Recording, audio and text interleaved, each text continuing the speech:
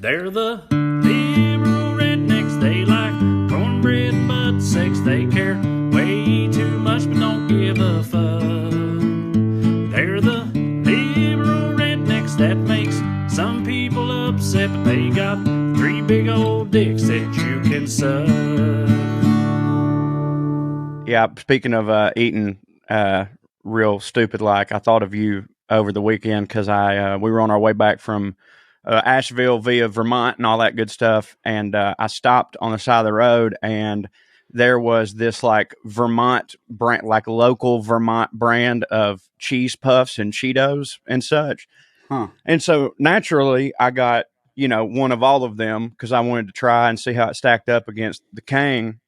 And it was pretty damn good, but the puffs were I put in I put in like a lot of puff chaws. Yeah, I puff chawed my way across the goddamn New England landscape, and it was really good. It was really good stuff. It was the rare instance where the puff version of the cheese curl was the superior one, which I normally like. I mean, I love a puff chaw, don't get me wrong. For those of you listening that don't know what a puff chaw is, I assume that some of you are smart enough to be like, I think we get it.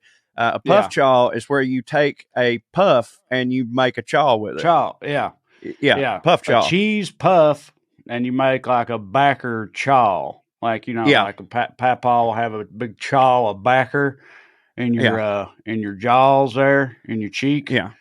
You and just do that. You do that with cheese puffs, and that is a puff chaw. Which that's a puff chaw. I mean, I know that you and I found that out about each other, but I always figured that was a standard, a cheese puff standard, like one of the standard. Yeah, suck 'em. One of the standard operating procedures of eating cheese puffs, I thought. But I mean, I've seen in She-Hulk and in other things where people treat it as a genius innovation to use chopsticks for eating Cheetos, right? Because that way you avoid getting the Cheeto dust on your fingers. That hits. And I was like, the Cheeto dust don't hit for people on their flag. That's an aperitif. There are people for whom the Cheeto dust on the fingers isn't like that's a bug and not a feature. Yeah, absolutely blew my mind, but I guess some people aren't white trash animals or whatever. But the only way not getting the Cheeto dust on my fingers would hit for me is if the amount of Cheeto dust that normally gets on your fingers magically appeared into a tiny Ziploc bag afterwards, so that you could use said dust for whatever application that you would like. Like I think that coating chicken fingers with Cheeto cheese dust would super hit. I think that's been done, I believe. Well, they crush up. They crush up the Cheetos. Now, right. They crush up the whole Cheeto, which I mean does hit because then you get the crunch of the corn. I'm talking just the dust. I don't mean I don't like not the Drew. Where you at on puff chaw? That's where you leave it in like a dip. Mm-hmm. Yeah. So you get it into that. You guys know I lick Doritos before I eat them. Right. Like an Oreo. Any way you can consume the fake cheese flavor that's new or exciting or makes it last longer, I'm pro. Yeah.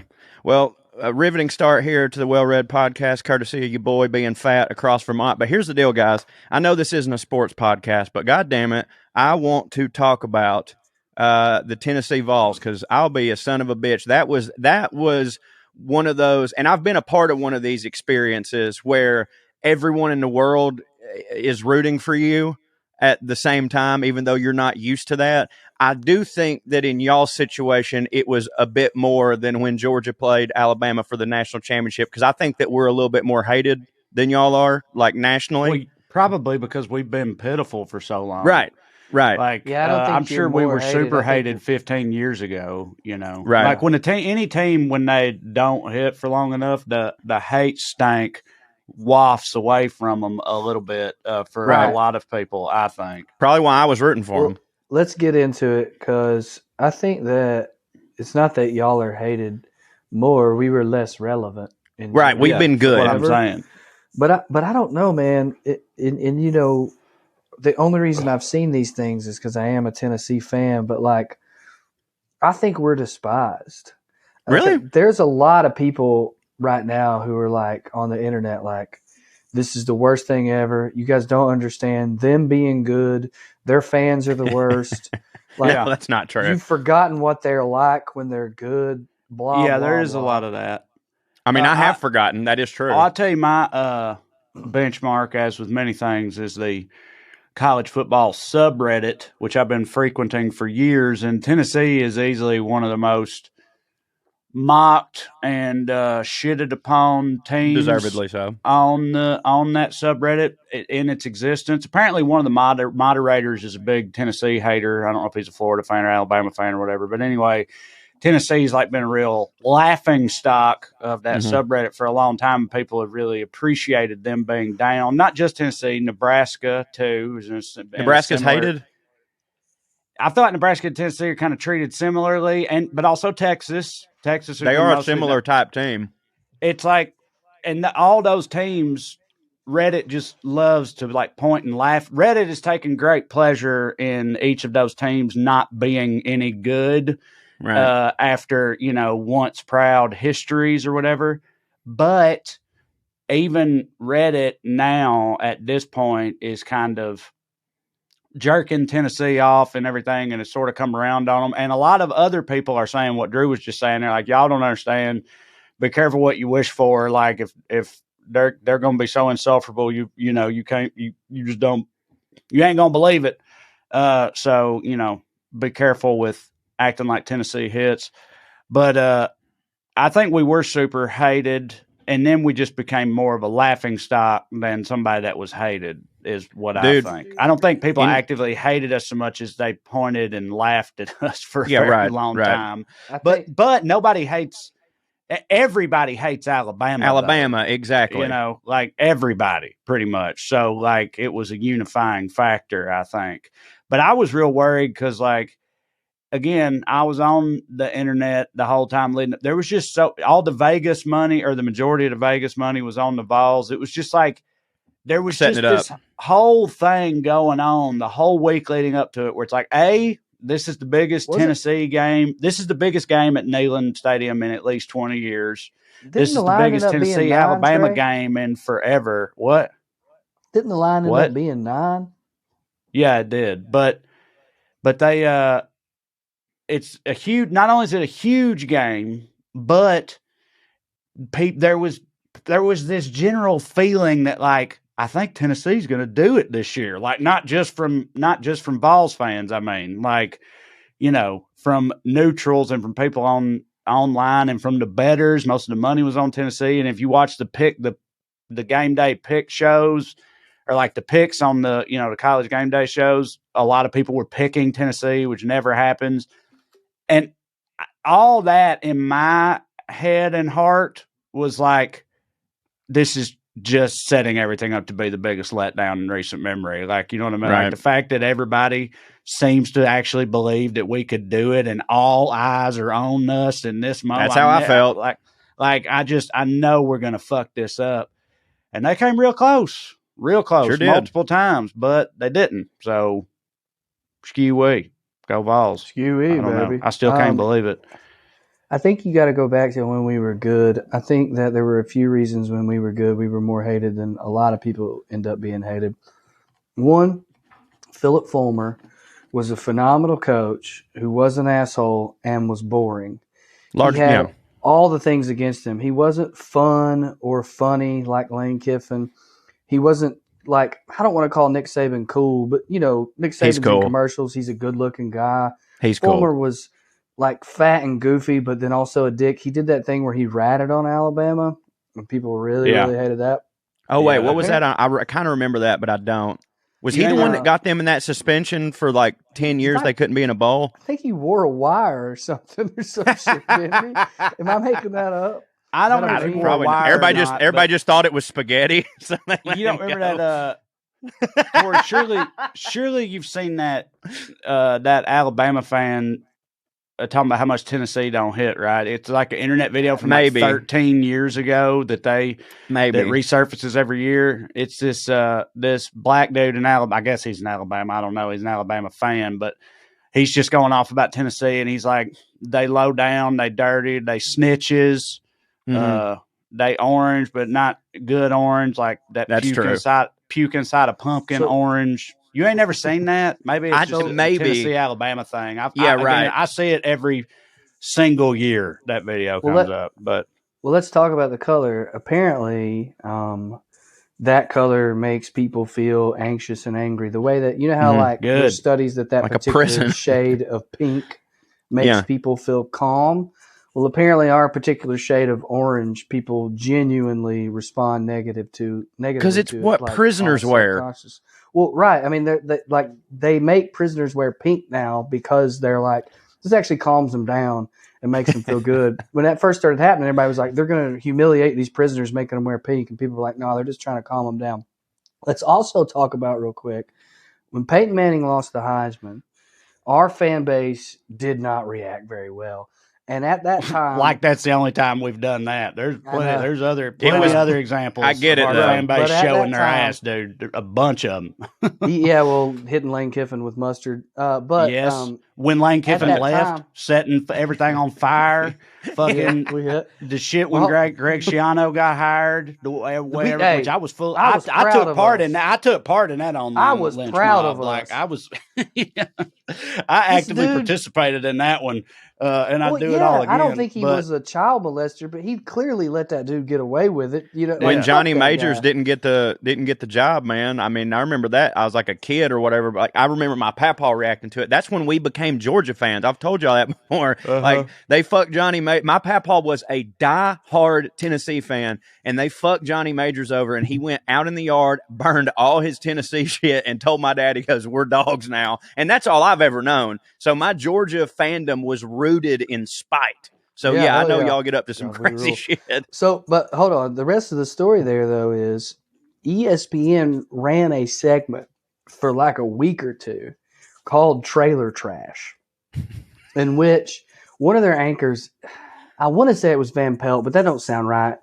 I don't think he was high up enough in the company in 99 or 98 or whatever year that was, 97 maybe. The people would write in, they'd get letters. ESPN was getting, this was pre-internet, they were getting physical letters. So you know it wasn't from Alabama fans. Right. And they would take pictures of them or maybe just read them on the air of fans writing in, telling ESPN that they had swayed all the voters to give Charles Woodson the Heisman, and that they did it because they were, and there were many claims, you know, you hate Tennessee. Not woke, because that wasn't a thing then, but they did say racism. Yeah, right. Yeah, that's what I meant. Like whatever woke was back then. Yeah. You wanted the black guy to win it. And so like, you know, people have hated us for a long time. And it's kind of like, do you remember growing up, Trae, that we hated Florida so bad? Oh, yeah, of course. Still do. And still do. Yeah, I used to. Fuck them. Right. I used to, too. But I still do. But our parents hated Bama. Right, and we didn't really get it then because we beat the they fuck weren't relevant. out of Bama all the time. I think that a lot of Gen X college football fans and above have hated Tennessee since the 80s, and we've given them no reason not to. And then I think young college football fans are like, wait a minute, they got a rap fight song, they got the Vol Navy, they got a cool quarterback, they got a young coach who's got swag. Why would I not love this team as long as they're not playing my team? I think that's what's going on right now. Are you suggesting that Josh Heupel has swag? Buddy, he's got fat boy swag all day long. I respect it. He's got meme swag. Well, I'm just wondering. I'm still I'm still in shock, and I've got way too much BVS, you know, battered Vols syndrome from the past 15 years to not expect some kind of something insane and bad to happen this year. Because it's like, because Hendon Hooker is a legitimate Heisman candidate. We've scored 52 points on Alabama. That's the most points they've given up since 1907. I just don't see how anybody can stop our offense. Our defense ain't good, but like, how much better can anybody do than Bryce Young did on Saturday and scoring 49 and still lost? There are not many offenses that can outdo what Bryce Young and Alabama did. So even though our defense is bad, I'm like, but I'm saying, so like I say all that and I feel like I really do believe all that. So then but that's never like, worked so out how for you. we going to lose to Kentucky or Missouri or like if we lose to Georgia, I'm not going to, that's totally fine. Like that's, I actually have a follow-up on that, but I know we're going to go on for a while. So let's take a break real quick and we'll be right back right after this. Okay, on that note, and this is what I wanted to ask because I've sort of felt like this for, getting close to a calendar year now.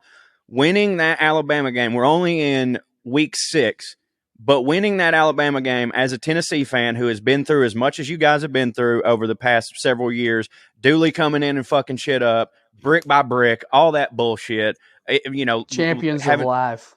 All that shit, not getting Peyton Manning as a coach, whatever the fuck, all the Philip Fulmer shenanigans at AD, all that shit is beating Alabama in week 6. Does that make the rest of your year just kind of gravy? Like, no matter what happens, it's like, well, I mean, we got that. So here's my answer for it. If we weren't, like if we'd already lost a game and we were all right, but we didn't have all this hype and shit that we currently do have and weren't a top 5 team in the country and all that, like if we had gotten beaten by LSU or something, but won the rest of them and managed to beat Alabama, then I think I would be like 100%. We can lose the rest of the way. I don't give a fuck. Fuck Alabama. But because of the way it has played out and because of where we're currently at, I'm like, no, we need to run the goddamn table. Like I'm already running scenarios. I texted you this the other night. I'm already running scenarios in my head where I'm like, it actually kind of hits if we lose to Georgia. That's okay. Right. That's kind of a good thing, really. If you look at it in the long we get in the playoffs, so we don't have to fucking play Alabama again. Exactly. Well, it's funny. Right. It's funny because Georgia fans are thinking this.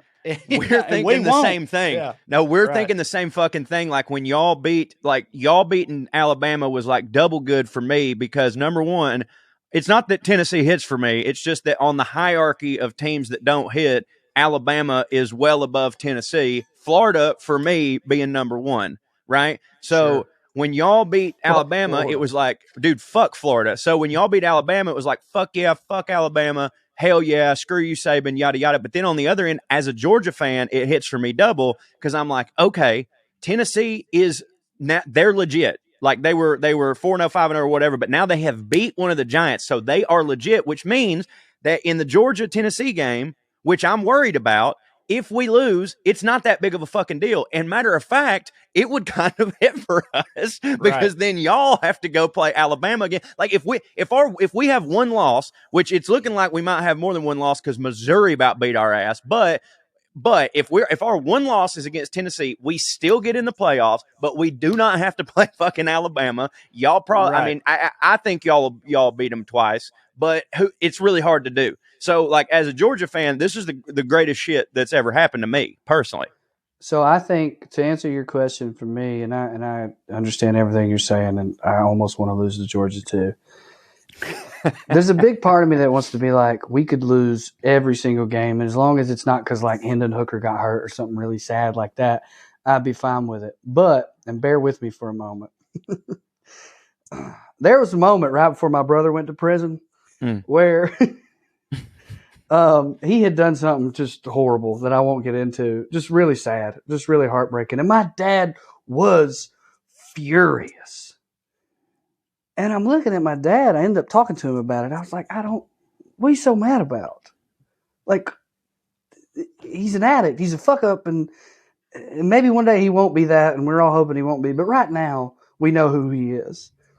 And we had a nice conversation about it, pretty emotional. And what I realized and my dad realized is my father still had expectations for him, and I did not. And I walked away from that conversation realizing, damn, like if I were my brother, I think I'd rather somebody be treating me like my dad was treating me versus like, so roundabout way, what I had been trained by Tennessee to say, we beat Alabama, fucking who cares? Right. It don't matter what happens the rest of the year. Right. But we are different now. My quarterback said it in his press conference. What does it mean beating Alabama? It was a good win, but we're ready for UT Martin now. We didn't come here. He didn't transfer. My man didn't make him and his family millions of dollars. I mean, you think about Hendon Hooker's life. was going to have to sell insurance or whatever the fuck he was going to do. Transfer portal. Now he may not play on Sundays, but he's getting in the league. He's getting into the league. He's going to get millions of dollars. He'll never want the rest of his life. He can ride this shit out. He changed generations of his family's lives. Bro, Hendon Hooker's going to get drafted. Yes, that's what I'm saying.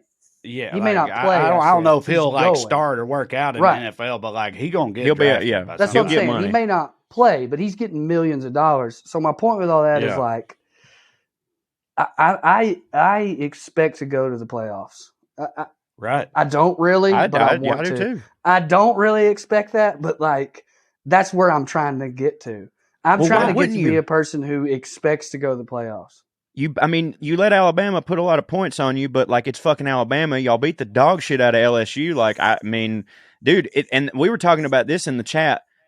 Obviously, some things could happen between now and then that this won't be true, but more than likely, and I'm knocking on all sorts of wood, more than likely, the Georgia-Tennessee game is going to determine who is number one in the country. Mm-hmm. When the fuck it's not, and now Georgia and Tennessee have both been good at the same time, but I don't know that they've ever been number one, number two good at the same time. They goddamn sure ain't been in my lifetime. Maybe the 80s. I don't really know what y'all had going on in the 80s, but Georgia was the shit. Y'all might have been right. We were a 90s team. Yeah, okay. And Georgia was absolutely not. So, this is, as a Georgia fan who the Tennessee game has been, back in the day, before we were what we are now in the Kirby Smart era, I was one of the people that was like, look, man, as long as we beat Tennessee and maybe Florida, that's a great season. I'm obviously not like that anymore because like you said, your expectations have changed. But dog, I wished, and this is a be careful what you wish for scenario, and I've told y'all a million times, I was like, man, sincerely, I know y'all think it hits for me that Tennessee don't hit, but I don't like it. I wish that y'all would start hitting. I want that game to matter again, and I fucking got what I wished for, and now it's about to be that game's about to matter more than any Georgia-Tennessee game has ever fucking mattered, ever. But we hope so. Listen, Kentucky is scary for two reasons. Yeah. One, both games they've lost, their first-round draft pick, top 5 draft pick quarterback didn't play. And two, their whole thing is 7-minute drives. They're very good at keeping an offense off the field. They're running back, and y'all don't have a good day. 100. So, I'm nervous about that game. I'm nervous about South Carolina. I'm nervous about Vanderbilt. I'm particularly nervous about Kentucky. That's what I'm saying is I'm still, because I'm a Tennessee fan, I'm still just so. This is setting up for the Ravens. Yeah, right. The Georgia game is huge, and like I said, I think you can make legitimate arguments in both directions for both teams. It's losing that game is really not that big of a deal, given that the team that loses it wins all the rest of them. And so I'm saying, exactly. But dude, us getting beat by fucking Kentucky or Missouri or South Carolina is going to break my fucking heart again. Worse than it ever would.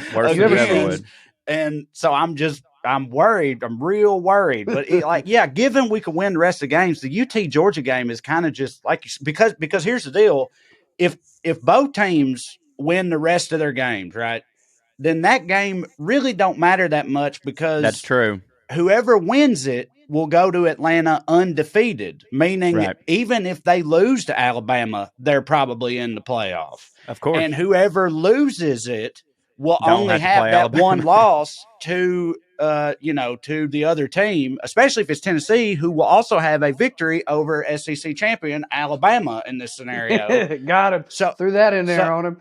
Right. So I'm saying, you get what I mean? As long as both teams win it's a the big other game, games, then that game kind of don't matter as much as it seems like it does, in my opinion. But I'm real worried about us not winning the other games, though. Have you seen Spencer Rattler's Trae? Have you ever seen him? Not, I know on the field, but what he looks like. Yeah, he's wild looking, right? That's it. We're gonna get beat by that Florida rapper looking motherfucker. Yeah, right. Yeah. He do be wild looking. Just a side note too, it's really nice that Florida sucks. I just like to say that. That is real fun. That. Almost beat us. It's so hard. Yeah, nothing. They almost pulled an insane miracle out and beat us because they got an onside. That game wasn't close the whole time until that last second fucking horse shittery. But that's very Tennessee-y. Yeah. But it's a good time to be a football fan for all of us on this podcast for the first time in a very, very long time. And that is a different energy that to steal a phrase from the youth, I'm here for. I think. Yeah. I too am here for it. No cap. No cap. That is no cap when I say that I'm here for it. Hey, I'm glad you brought that up. I was thinking the other day about phrases that are like, let's call them seasonal, or they're like flash in the pan phrases, such as like, I assume no cap will be. And then there's some that have stood the test of time, such as that's cool or dope. The phrase dope has stood the test of time. And like you get cool, but like dope, was big in the 90s, and dope is still a thing now. And I feel like young kids use dope, older people use dope because they were around when it first happened. But like, do you think that like what are some phrases that are being used by Gen Z? Is it Gen Z? Yeah, it is. What are some phrases used by Gen Z right now that are new that you think in 40 years we will still think, well, that hits? Hits might be one of them. Yeah, dope. Like dope. Well, them little sons of bitches shouldn't get credit for hits. They shouldn't. We stole it from the blacks first. Yeah, right, exactly. Well, that's a lot of most of those things. Did I send you guys that video of that black guy talking about white girls in the 90s?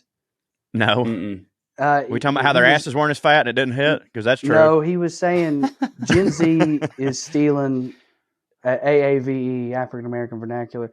He was saying like Gen Z is stealing all these black people phrases. He's like, white girls, why y'all doing that? Y'all used to be untouchable. You remember the 90s? You remember the early 2000s? And he goes through all the stuff, and it's like, whatever, talk to the hand. But he's doing them all. I'll send you the video. It's hilarious. But see, like that's a perfect example. Those didn't hold up. Like talk to the hand. Nobody says that shit no more. Whatever did though. People didn't say whatever as a reaction to something you said until then. But it has lasted. But not in the whatever, which was like that was the specific 90s version. Whatever. Of it, you know what I mean? Whatever. Yeah, right. Yeah, whatever. Whatever. I don't know if people did that. Whatever, motherfucker. But you talk to the hand. I just this morning because the face ain't listening. What is this? I know y'all are not going to know the answer to this. I don't think. I think it's a stand-up bit or from a movie or something. And it's just it's old. It's from like back in the day, sort of. But they're making fun of it, I think. But they go, whatever, talk to the hand. Is that from the Blue Collar Comedy Nutty Tour Professor? Or something like that? Nutty Professor. I don't know where I got that from. You sounded like Earthquake.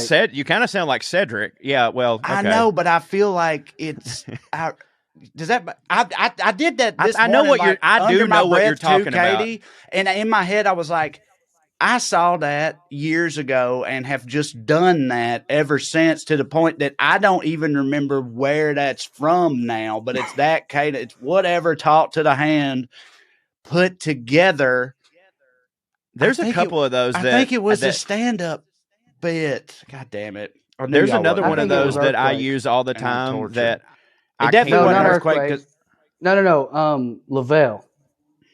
I don't know. I say Cedric. I vote Cedric. I don't know why, but that's my. I think going back on Corey's question, I think lit is here to stay. Yep, lit's here to stay for sure. And that's ours. That's millennials. Yeah, that's for sure. Yeah, that wasn't a thing in the 90s. But there was a band called Lit, but it wasn't like a phrase. Well, speaking of, maybe this is what makes it last. Didn't that Party Rockers? What's the name of that band or group? Daft Punk. No. Oh no. LMFAO. LMFAO. Yeah. Didn't they have a song called Lit? Trae said like that with the most derision I've ever heard in my life. Well, he thought I was about to espouse their artistic integrity. Well, you remember them motherfuckers. Yes, I do. They had a song called They was pretty silly. They were very silly. Well, I mean, they're kind of awesome because they're like, it's all a joke, right? Like one of them's a producer or whatever. Like one of them is Barry Gordy's grandson or something like that. Yeah. No shit. Yeah, but I think it's Barry Gordy. It's some music industry mogul. His grandson is the carrot top looking motherfucker in LMFAO. I think maybe it's the other one. One of them is that for sure. Barry Gordy have that? That's crazy. Didn't they bring Barry Gordy son? You know how many different types of progeny he made over the years? He made the age, as Robert Baratheon would say. Yeah, right. Yeah, exactly. And again, it's a grandson, so he poured the ginger. We ain't got to go into the details, but no, I'd like to. We're sponsored by 23andMe. Everybody, no, we're not. That would be a great spot for one now. So there's a theory, whatever you want to call it out there that I've seen recently a lot, where most culture comes from, quote unquote, the bottom up, meaning the lower classes up or the outcast classes up. I think that when it comes to these things, obviously most of them, the ones we've referred to, have come from black people. But I also think there's plenty. I mean, dude, this is goofy, but people say howdy now, and like they're not really joking. You know what I mean? Like they'll be like, howdy. Like people in like New York, like. Yeah, I don't mean like really? now because it's hip. I don't mean young people. I mean like people say that. Like people say all kinds of cowboy shit. Huh? Y'all, like y'all's getting there.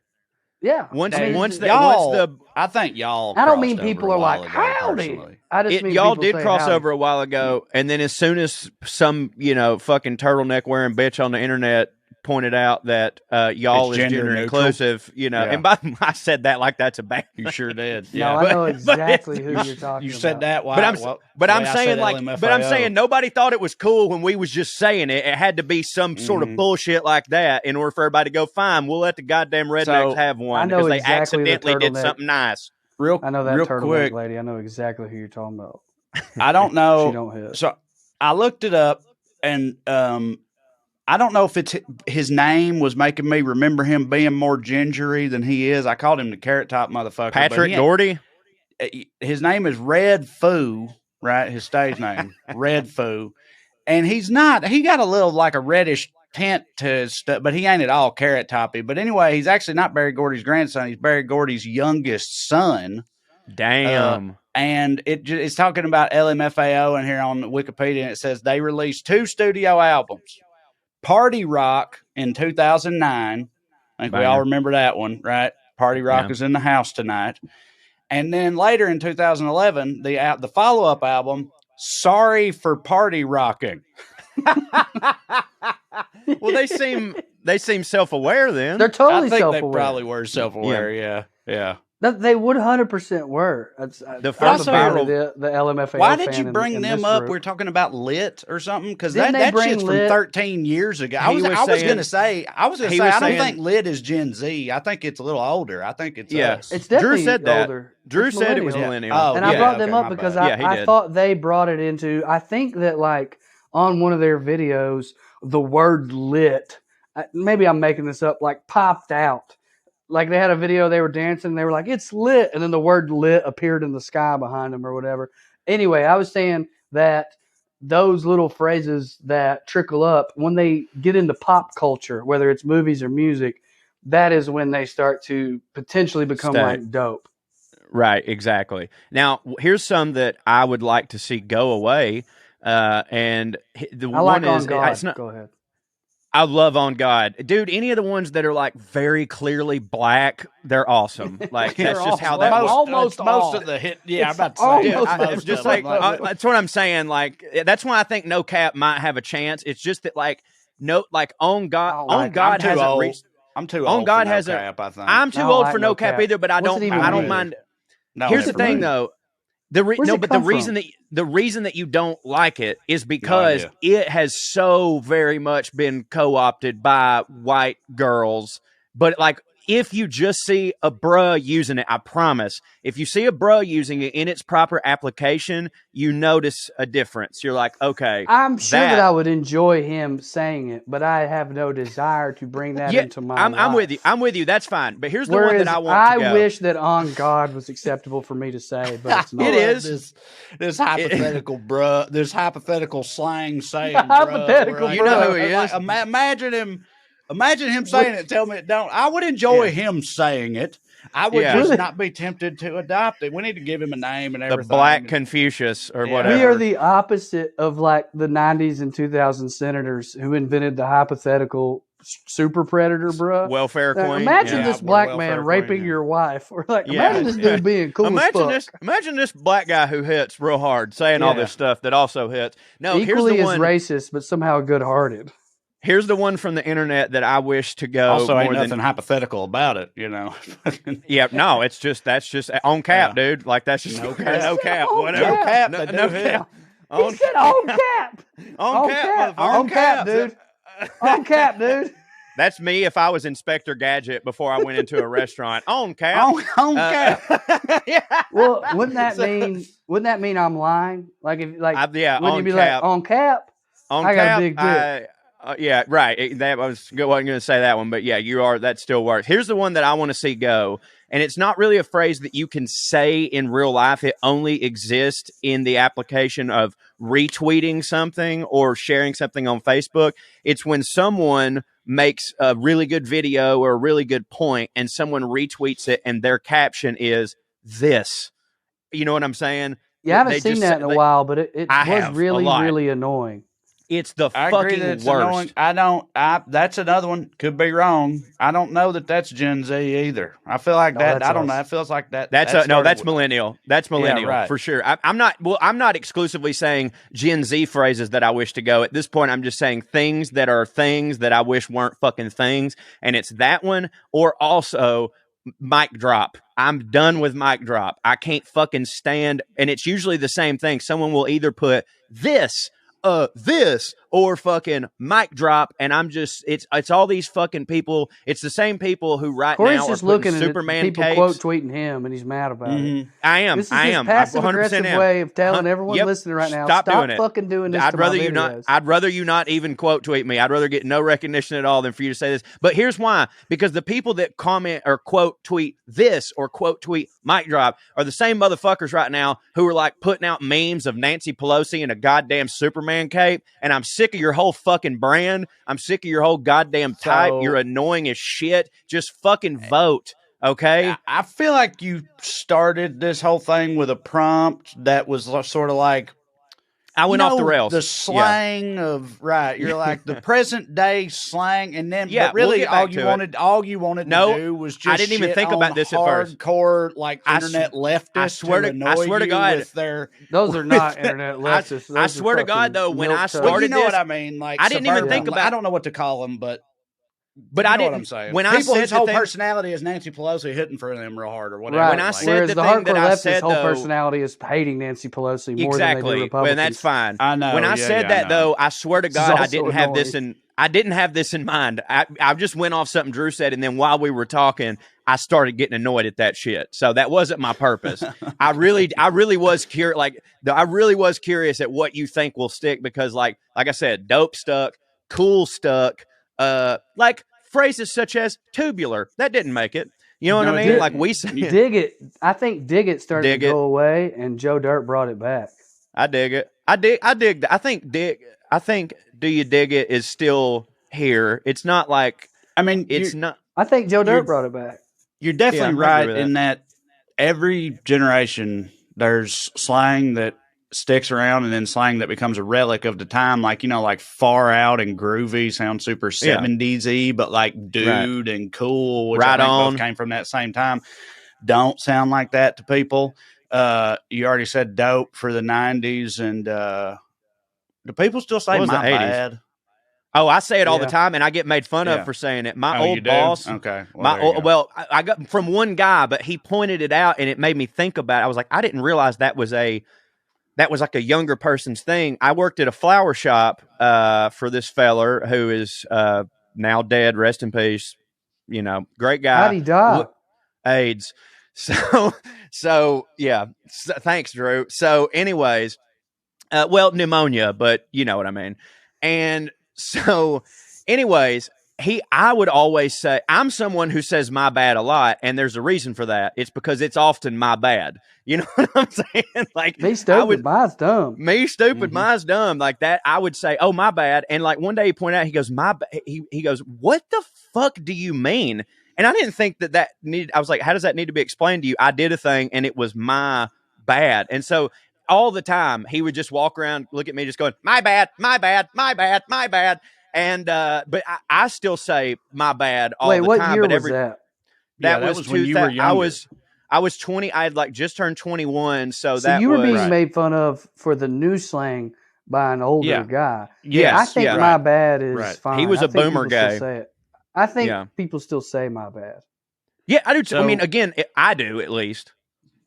You'll never. I think you might hear somebody describe some nachos as something perhaps as being bomb, but I'll tell you what you won't ever hear is bomb.com. That one, That's gone. true. Bomb.com is way gone, and thank God. If you hear somebody all say that and a bag of chips, that ain't around no more. My mom says both those. Yeah, right. Bomb.com. She just now catching up to when that was hitting. So Bomb.com and all that in a bag of chips are phrases that they would make Leslie Knope say on Parks and Rec to show you how dated and stupid, those phrases are. Yeah, bomb.com is gone. What about booyah? That's still here, right? Booyah. I don't think that's Stuart Scott. That's I never Boom, considered baby. that. Obviously, it's slang. But I never considered that to be in the same category as these other ones because it's like what are those called? An exclamatory? Exclamatory, yeah. Huh. We should have a linguist on the podcast, but like a cool one. Y'all saying a cunning linguist. That'd be great. Y'all know what a glizzy apparently is? Oh, let me get it. Y'all heard about this? It's a hot dick and a hot dog. A dick and a hot dog? What? It's a hot dog. It started as a hot dog, right? It is a hot dog, but now it also means dick. What? Wait, why would glizzy mean hot dog? You tell me, and we'll both know, buddy. The kids. That's what I'm saying. That's a good example of it's definitely happening. There's shit coming out now for sure that I hear it and I'm like, well, what is this? Yeah, what are they? What are these kids doing out here with this? I'm getting there. Yeah. Again, cap is one for me. Glizzy is one. What about did Fam still here, right? Fam came. Yeah, Fam still hits. Fam came a while Fam back. replaced Cuz. And Fam also replaced the N-word for some people, I think. Okay. I don't think I want an explanation. I was not gonna. You brought up the N-word, and I was already about to say that one's here to stay. Yeah, right. I love what the Gen Z. An equivalent to Fam. I noticed last night that Benton came in this weekend saying "my guy" a lot. Yeah, my guy's here. Yeah, so my guy. Yeah, look at my guy over here. Yeah, Chris Cheney says that to me all the time, and me too. Designs backpack, and he's been pretending he was 23 for 2 decades. So I thought he was 23 until you just said that. It's that hair, dude. He looks great. I love what Gen Z has done with the word queer. I love. Me too. Yeah, it hits for me because it's cool to say. They took it back for themselves. Took it back, reclaimed from my people. Oh, this queer? This queer? These queer? Huh? That's Gen Z. Joe Dirt, man. Here, back up. I don't like feedback. Yeah, I like queer. That's a good one. That's here to stay. I guarantee you there's so many that the three of us just don't know. Right, yeah. Because I'm not in that world. Drew's probably more in that world than me. I feel like Drew knows more I have younger a nephew, stuff. or do you guys think because I go to music festivals that I hang out with 16? Yeah, I mean, kind of that. Well, I don't. They all think I'm a creepy dude, and that's fine because I don't want them standing by me. But my nephew... But you still hear what they say. Well, I hear my nephew. The youngest one is very into all that stuff. He's still very much looking for an identity. So he hunts and listens to country music, but also likes rap. And sometimes he'll just, for a week, talk like he's on MTV. And I hear a lot of these things. But it's mostly no cap, fam. On God, son. On God, son. I'll whip you. I think the phrase on God a lot when I'm eating. You know what I mean? I'll take a bite of a burger and in my brain I'll be like, fuck it. Oh, God, this motherfucker slaps. I don't say it out loud, but I think it. Slaps. That might be late millennial, or it might be Gen Z, but I think it's late millennial, I feel like. Yeah. Okay. I think the good ones are definitely us. Well, of course we think that. No, it's objective. Music? No. We do have the worst music other than rap. Us? Our generation? Millennial, yeah, dude. You mean what we did to country and stuff? But Jason Isbell's a millennial. What we did to rock. If you look at early 2000s to 2010 music, if you exclude the rap, it's going to be hard for you to find something you love. Disagree with you so hard right now. I think that we were firing on all cylinders. Incubus, fuck you. We were firing on all cylinders. You going to compare Incubus to Nirvana, though? Yeah. What? Who's still here? You know what I mean? But what have you done? What have you done for me lately? Wait a minute. Some people have the decency to kill themselves and become legends. That's true. That's true. Aren't the like you're talking about the music that formed us as a generation? Is what not being made by millennials. That's what I was about to say. Or the music. If that's the case, millennials. No, we made Trae, what you're saying? Yeah. Then that's well. If that's the case, then like Sturgill, Isbell, they're millennials. You know what I'm saying? Kendrick, J. Cole, fucking exactly. Well, first of all, I said rap aside, but second of all, I was talking about what you were saying, Trae. Music made by millennials rules. Well, that's all. Okay. Well, yeah. You just mean our era, which was music made by Gen X. Yes, our era's pop music, especially popular music, not pop the genre, it was not like Lil Wayne and Jay-Z were about the only legends we got, and Eminem. But I think Chevelle started in the late 90s, cuz. I'm 99% sure I was listening to Chevelle in a Chevelle. Disturbed. Are we just talking about the alts right now? What we're talking about? Yes, the only reason I brought it up, Trae, is he said, because at that point he said ours was best. And then you were like, of course you do. And I was like, yeah, every generation thinks theirs was the best. But then I was like, I don't really think that about our music. No, because I do think, well, hang on. I will continue right after this. Me and Corey were actually drunkenly talking about this maybe while you were on stage. It was definitely in Raleigh at the green room. But like, I definitely think that there's a general sort of perception or consensus that the aughts largely did not hit in terms of pop culture and music and things like that. And I was, those were formative years for all of us, late teens, early 20s years. And so I have a fondness for it.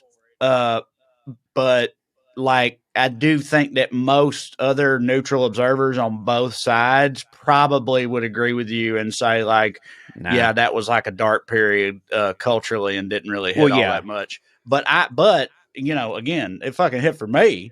We've talked plenty of times before about how, how bro-y and everything it was. And I was a fucking, it was me and you were talking last week without Corey about like white trash and bro shit and all that being huge and how I was both those things in that time. And so it just hit real hard for me. But I've said time and time again that Sugar Ray was the greatest artist of our time because they were that perfect like combination of Mountain Dew, which is what was going on. And no one has ever defined an era quite like Sugar Ray. I agree with you. Like when you if someone said, hey, if someone said, show me 1998 to 2001 in one picture, you fucking show them Mark McGrath and they're like, yep, got it.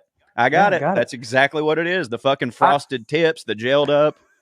I think you can find gems during that period, but part of the commentary is that those gems weren't lauded appropriately. And I think, and I'm not the only person that said this, it's pretty obvious what was happening. The ways in which we consume things are being fractured and redefined. And it was all so new. Like LimeWire and Napster were more famous than the artists who got big on LimeWire and Napster. Fast forward a few years, Lil Nas X is way more famous than Twitch or whatever the fuck thing he got famous on. Or maybe not, he's more famous, but you understand what I'm saying. Yeah, right. Like, well, artists right now have so much more control over their shit than they used to.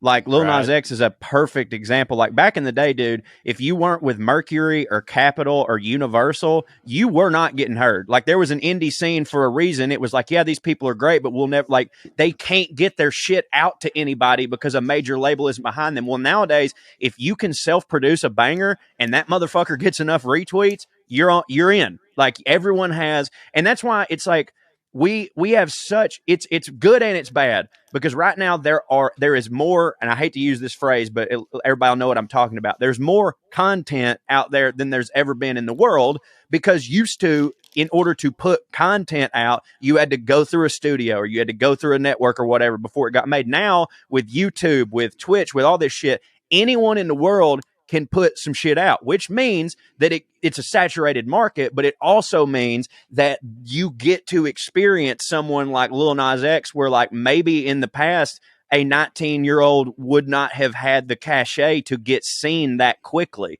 You know what I mean? So like it is kind of a wonderful time because at the end of the day, like the cream still will rise to the top. Like someone that pops, if they suck, you won't see them for that long, maybe. You know what I'm saying? But like, I think artists now have so much power. Like artists now are like, I'm not just my music, I'm a fucking brand. You know, I own my own fucking production company. I've got my own publication. I do all this shit. So like, that's pretty dope. I got some more for y'all because I've looked them up. Phrases? Yeah. And I've heard all of these at least at one point, but they didn't come up in our conversation. So we got simp. Where you at on Oh, yeah, simp? that ain't staying. Oh, yeah. I don't like it. I don't either. Yeah, me neither. That's someone, that's simpleton, right? You're telling me Sturgill's dad was a pussy? I don't believe it. It don't mean simpleton? Simp. I don't know if it's short for simpleton, but what it means is like a friend-zoney fuck boy situation. Am I wrong? Okay. Like a dude. Okay. A thirsty ass dude who's like embarrassing himself because of a woman, like just shamelessly is a simp. Hoes before bros. By the way, real quick, Sturgill Simpson, I'm pretty sure is Gen X. I think he's 43. Okay. That's not old. Drip. Yeah, drip. I don't mind drip. I don't want it to don't stay, mind. but I like it. Does that? People tell me I have drip. Sure. So I like it. Yeah. I like swag. That one's ours. Swag's here to stay. I think drip's That's ours here to too. stay. I think that comes from Swag's Migos. definitely ours. Yeah. I think I don't know. I just googled Soldier Boy. I just googled Gen Z slang, and, Dude, and I got drip off Soldier that Boy should list. get credit for that whole thing you just talked about. That rant you just went on, Corey. Yeah. Soldier Boy should get so much credit for that because he took Fruit Loops or Fruity Loops, the app, and figured out how to make it hit. And then like that's overnight, there were all these people making beats at home. Sorry, Soldier Boy is a goddamn innovator, man, and a hilarious podcast interview. If you are ever scrolling through your podcast shit and you see whether it be on Charlemagne the God or like what, I'm telling you, dude, you want to listen to what Soldier Boy has to say. He tell him. Bop. Oh yeah, bop. That's a bop. Mm-hmm. I bop to this. Whatever. I'm for it. I like when people say this is a bop because oftentimes it is a bop. That they've reconfigured. Yeah, right. I mean, I would say it had to be. All right. Yeah. Living rent free. That's probably here to stay. Living rent free in your head. Vibe check. I don't like that. No. I like vibes is okay to say, like, oh, this is good vibes, or like I like the vibe in here, or we're vibing. Yeah, right. It is, but it stayed. Like my sister uses vibes a lot. But I don't like vibe check. I don't like any of that. I don't know why. Yeah, no, you're right. It is vibe, and vibing and all that. Definitely, yeah, that's old, and it's been here to stay. So yeah, some of them just get repurposed and reformulated and all that stuff. Slaps is on this list again. I really feel like slaps was like us millennials, like younger. I feel like it's old. I feel like it's older than Gen Z is, but I don't know. Well, that's bussin'. A good point. It might be. I know bussin'. I know, yeah. So bussin'. I don't think I've heard any white people say it though. We use it in a different way. Me and Corey, it's funny. Well, what's funny is, according to this list, bussin' is specifically a quirky word to use when you taste something delicious, right? That bus. But me and Corey, you use it to talk about any kind of sweet that like. Explodes in your mouth, like Gushers bust, and you're like Gushers bust in your mouth, or like caramello candy bar bust, a big cream donut, like a stuffed donut. When you bite into it, it busts in your mouth. They bust. They bust in your mouth. And when you have sex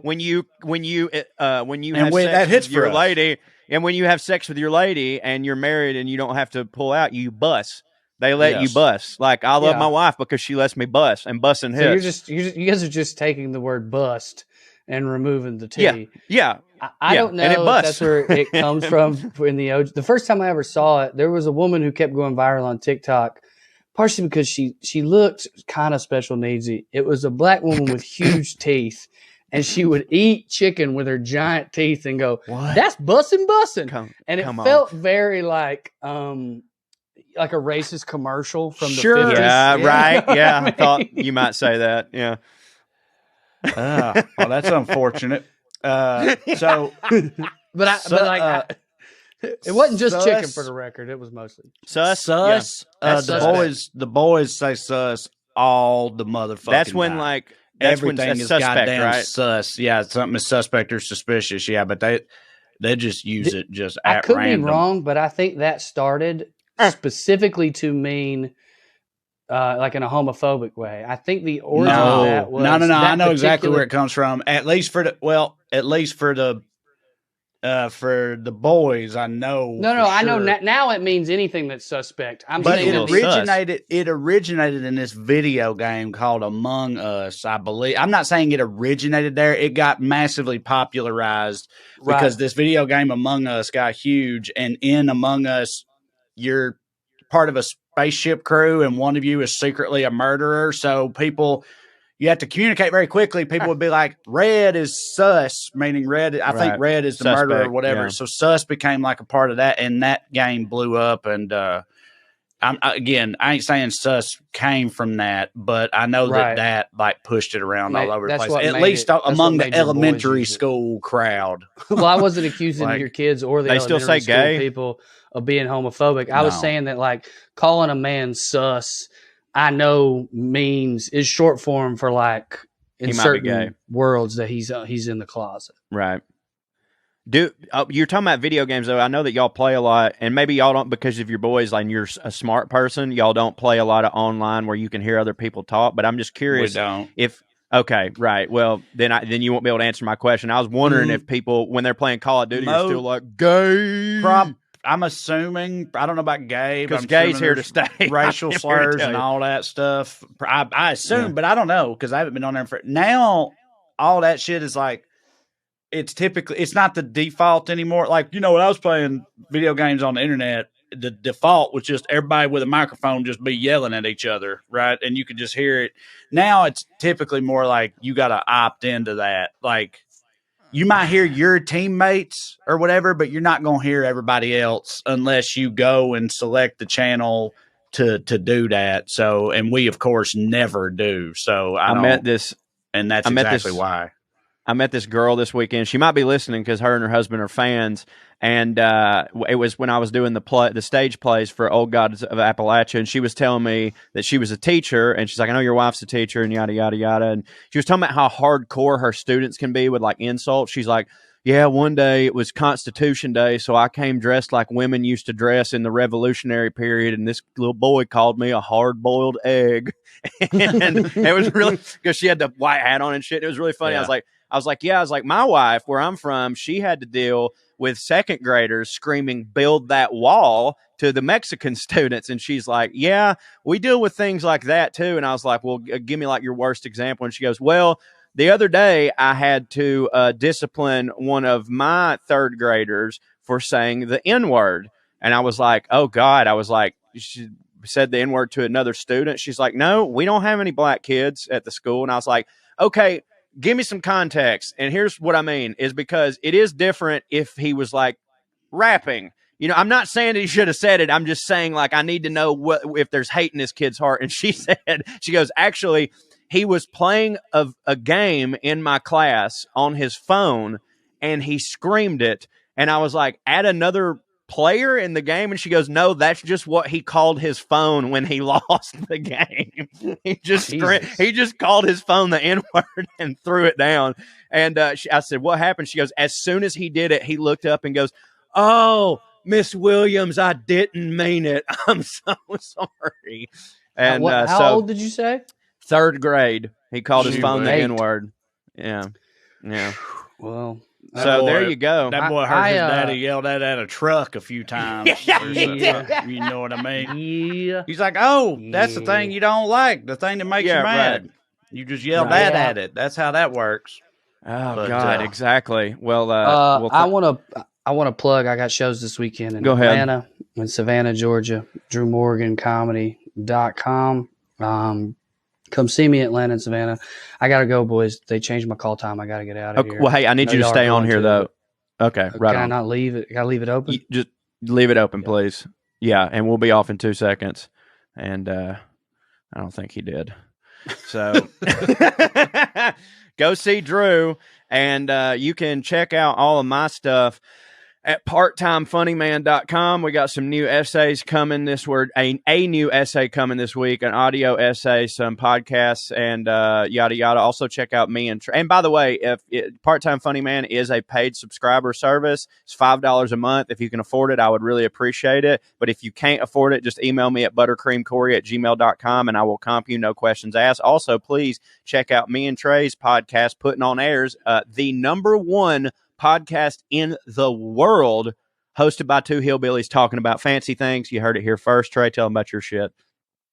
Yeah, go to TraeCrowder.com to get tickets, both solo shows and group shows, going well into 2023 at this point. So go in there and check it out. I'll be in San Jose San Jose, California, at the Improv Thursday the 20th. And I got some shows in the LA area in November, and then we'll be at ZANIES in December. If you ain't around for any of that and want to support your boy, you can go to patreon.com/TraeCrowder and check out the extra stuff I got going on there. Sign up. There's a bunch of different tiers, a bunch of different things. Also watch and or listen to Weekly Skews with me and Smart Mark Agee live at 5 Pacific on all my pages every Tuesday night, or just get it wherever you get your podcasts if you like that political shit. All right, that's all. Thank you. Yeah, and speaking of skews, I'll probably be making an appearance here in the next couple of weeks because I would like to implore everyone out there in the upcoming election, please vote not only for Marcus Flowers, but against Marjorie Taylor Greene, because she is a big old bumbling stinky bitch. Thank you all for listening to the WellRED Show. We'd love to stick around longer, but we got to go. Tune in next week if you got nothing to do. Thank you. God bless you. Good night and skew.